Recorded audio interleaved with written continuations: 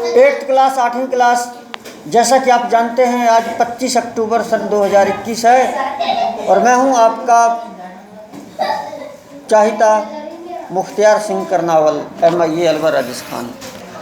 हम पढ़ रहे हैं तीसरा पाठ, इंग्लिश बुक में हम तीसरा लेसन पढ़ रहे हैं जिसका नाम है ग्लिम्पसेस ऑफ द पास्ट, अतीत की झलकियाँ, जिसके हम करीब करीब 5 पॉइंट पढ़ चुके हैं। अब हम 6ठा पॉइंट पढ़ेंगे, डिससेटिस्फैक्शन, जिसका मतलब होता है असंतोष।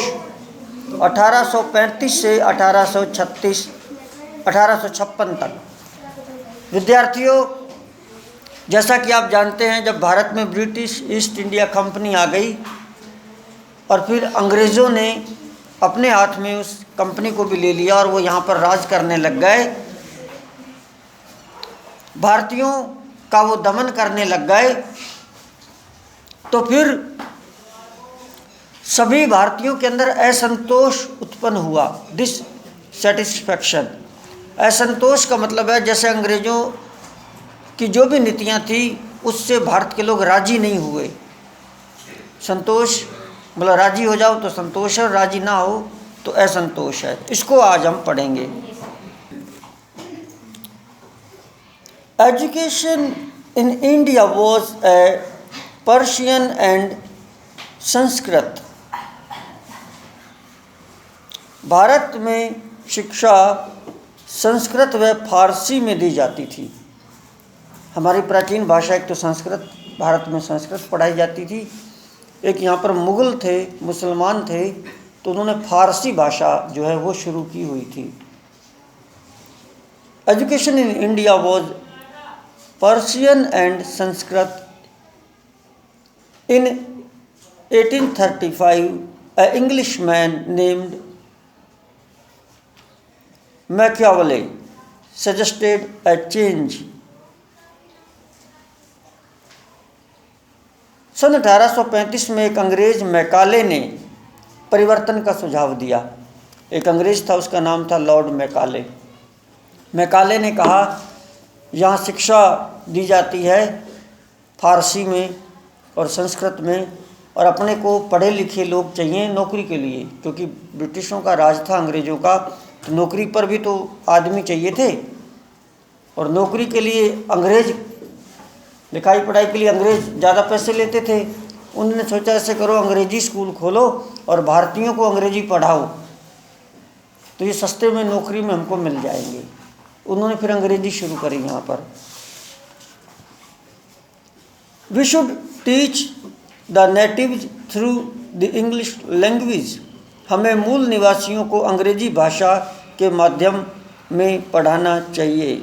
आई अग्री, मैं सहमत हूँ। तो जो गवर्नर जनरल था वो सहमत हो गया।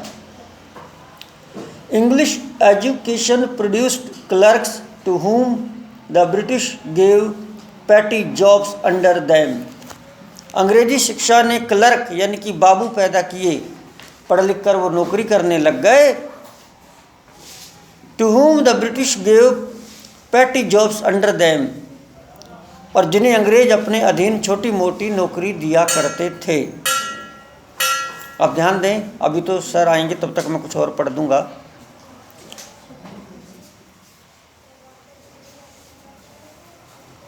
इंसिडेंटली, संयोगवंश, it also produced a new generation of intellectuals, और इससे एक नई पीढ़ी बुद्धिजीवियों की भी पैदा हो गई, क्योंकि अंग्रेजी पढ़ने पर कई भारतीय लोग वो विद्वान बन गए, समझदार बन गए। Incidentally it also produced a new generation of intellectuals, बुद्धिमानियों की एक नई जनरेशन भी पैदा होगी, नई पीढ़ी भी पैदा हो गई। We must educate our brothers, हमें अपने भाइयों को शिक्षित करना चाहिए। जो पढ़ लिख गए, जो विद्वान बन गए अंग्रेजी पढ़ के, उन्होंने कहा हमें हमारे दूसरे भाइयों को भी अंग्रेजी पढ़ानी चाहिए। We must educate our brothers, हमें हमारे भाइयों को भी पढ़ाना चाहिए। And try to improve their material conditions और भौतिक स्थिति को सुधारना होगा। एंड ट्राई टू इम्प्रूव, और सुधारने की कोशिश करनी होगी। देयर मेटीरियल कंडीशंस, उनकी भौतिक स्थिति जो सामान सट्टा उनके पास नहीं है उसको भी सही करना होगा और सुधारना होगा ताकि वो अच्छे तरीके से रह सकें।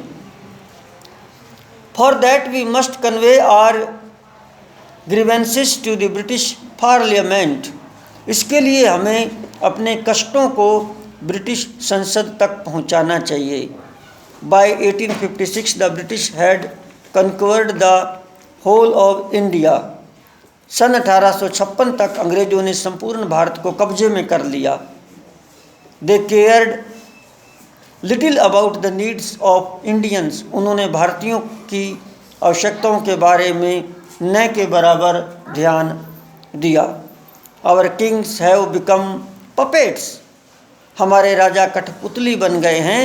And we have lost our old jobs, और हमने अपनी पुरानी नौकरियां खो दी हैं। एंड लैंड्स, और ज़मीनें भी खो दी हैं। They are converting our brothers, वे हमारे भाइयों को बदल रहे हैं। अंग्रेजी पढ़ा पढ़ा के पता नहीं क्या सिखा रहे हैं। You only talk to something to drive them out. Yes, तुम हमेशा बातें करते हो, उन्हें बाहर निकालने की बारे में कुछ सोचो। आपस में सलाह करी। You only talk, do something to drive them out, उनको बाहर निकालने के बारे में सोचो। Thank you so much.